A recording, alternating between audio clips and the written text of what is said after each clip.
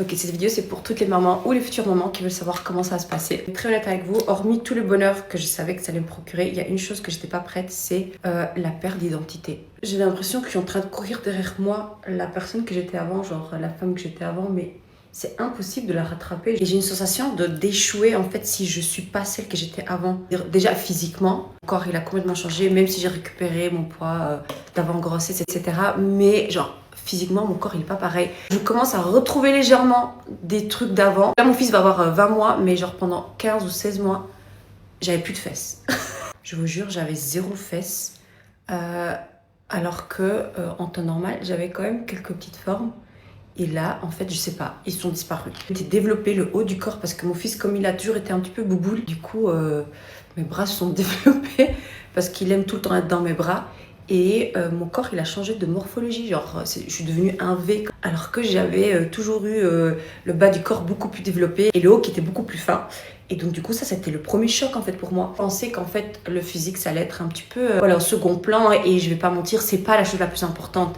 Mais ça m'a affecté beaucoup plus de ce que je le pensais. J'ai aussi l'impression d'être pas suffisamment importante parce que je m'étais toujours mis dans la tête que on était importante quand on accomplissait des choses, surtout niveau carrière. Et alors que je sais très bien que le fait de m'occuper de mon enfant, c'est quelque chose de très important. Je suis une maman vraiment très impliquée, mais j'ai l'impression qu'en fait, je stagne. J'ai l'impression de ne pas avancer. C'est un combat avec moi-même parce qu'en théorie, je sais, je connais la vérité. J'arrive pas à me féliciter en fait. Que je vous promets, j'ai un mari qui est magnifique. Genre, il n'arrête pas de me rappeler à quel point ce que je fais c'est important et qu'il est reconnaissant, etc. Je veux trop travailler et en même temps, je veux pas travailler. C'est pas que j'ai envie de travailler juste pour le côté financier. J'ai surtout envie genre d'avoir des interactions sociales. Tout simplement en fait, oui c'est ça. Parce que je passe ma journée juste avec mon enfant, j'ai pas d'amis ici, je vois le mal partout. J'ai pas été quelqu'un de très pessimiste avant, mais là en fait je vois le mal partout. J'ai l'impression que dans la rue on va m'arracher mon enfant quand je suis en train de marcher avec lui. Quand tu deviens maman en fait, j'ai l'impression qu'on comprend mieux nos parents. Donc là en fait je me rends compte encore plus de tous les sacrifices que ma mère elle a fait.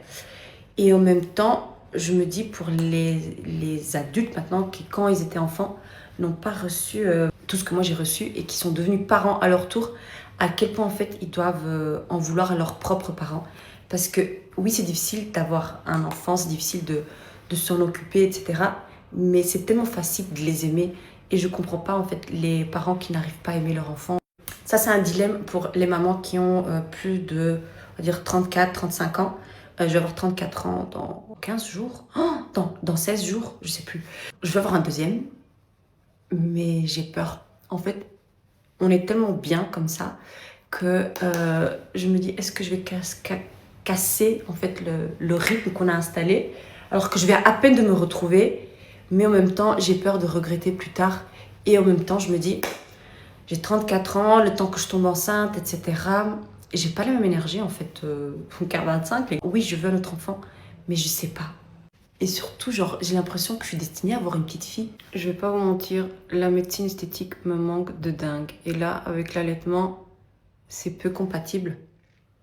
Mais genre, j'ai besoin d'injections, j'ai besoin de botox, cette hyaluronique, j'ai besoin de tout ça, les gars.